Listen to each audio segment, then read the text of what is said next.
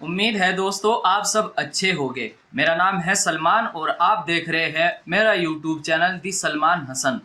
Gaza, Jordan, Israel को लेकर बड़ी खबरें आ रही है। साथ ही आसान और सरल भाषा में और भी कई खबरें आपको बताऊंगा।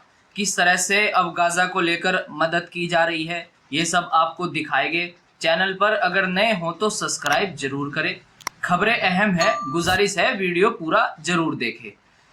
पिछली रिपोर्ट्स में मैंने बताया था कि गाजा में मोहलत का समय दिया गया है। इजरायली सेना का कहना था कि 10 घंटे हर दिन मोहलत दी जाएगी, जिसमें खान पान और राहत सामग्री भी शामिल है। लेकिन अब खबरें आ रही हैं कि जॉर्डन और यूएई ने भी गाजा में अपनी हवाई सहायता पहुंचाई है। रॉयटर्स की रिपोर्ट के मुताबिक जॉर्डन और यूएई ने कई महीनों में पहली बार इस तरह से एयर ड्रॉप किए हैं।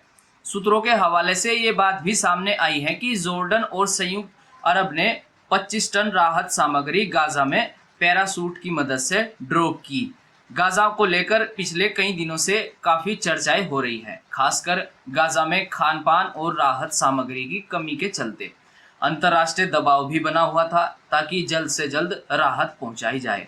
जॉर्डन और यूएई ने जो सहायता गाजा में दी है उसको लेकर अधिकारियों का यह भी कहना है कि सहायता केवल हवाई रास्ते से ही जा सकती है, जमीनी मार्ग से नहीं।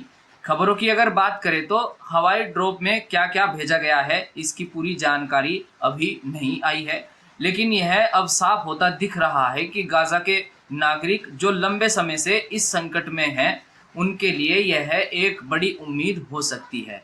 गाजा में हालात को लेकर लगातार खबरें सामने आती रही है कि वहाँ खाने पीने की चीज़ों से लेकर दवा तक की भारी कमी है। ऐसे में इस तरह की उम्मीद और मदद बेहद जरूरी हो जाती है। आप इस खबर को लेकर क्या मानते हैं, अपनी राय हमें ज़रूर बताएं। खबरें ये भी आ रही हैं कि आईडीएफ ने गाजा में हवाई सहायता गिराई है। सेना का ये भी कहना है कि गाजा में राहत सामग्री की कमी को लेकर जानबूझकर झूठे दावे किए जा रहे हैं, यानी उनका खंडन करते हुए ये बात आईडीएफ ने कही है। लेकिन कल से अब तक काफ़ी राहत सामग्री गाजा में जा चुकी है। देखने वाली बात यह होगी कि गाजा में क्या कुछ बदलने वाला है। खैर, अब अपनी एक और खबर पर नज़र डालते हैं। अमेरिकी राष्ट्रपति ट्रंप बोल रहे हैं कि इजराइल को गाजा टकराव को लेकर कुछ सोचना होगा, या यूं कहे कुछ फैसला लेना होगा कि क्या किया जा सकता है। डोनाल्ड ट्रंप ने कहा कि जो तस्वीरें सामने आ रही है वो बेहद ही गलत है। लेकिन दी टाइम्स ऑफ इजराइल की रिपोर्ट्स की अगर बात करें तो प्रधानमंत्री नेतन्याहू का कहना है कि इजराइल ने पूरे टकराव के चलते गाजा में सहायता पहुंचने दी है। अगर ऐसा ना होता तो शायद कुछ बड़ा भी हो सकता था।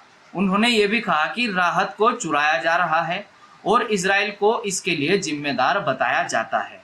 खबरों के अनुसार ये बात भी सामने आई है कि राष्ट्रपति डोनाल्ड ट्रंप बोल रहे हैं कि इजराइल को इस टकराव के चलते बड़ा फैसला लेना होगा। खबरों की अगर बात करें तो ट्रंप स्कॉटलैंड दौरे पर है और वहां उन्होंने मीडिया से बात करते हुए ये सब कहा है। अब देखना यह है कि ट्रंप की इस बात का असर इजराइल पर कितना होता है। क्या इजराइल हो रहे टकराव को लेकर कोई बड़ा फैसला ले सकता है? ये आने वाले कुछ ही वक्त में साफ हो सकता है। ज़्यादा वक्त न गंवाते हुए एक और बड़ी खबर की बात करते हैं। थाईलैंड और कंबोडिया के बीच पिछले कुछ दिनों में टकराव चल रहा था। दोनों देशों की सेनाएं आमने सामने थी। खबरें ये भी थी कि सीमा पर रॉकेट लॉन्च और कुछ और भी हमले हुए थे, जिसमें कई लोगों की जान माल का नुकसान हुआ। खबरें बता रही हैं कि दोनों पक्षों के बीच टकराव को समाप्त करने के लिए सहमति बनी है।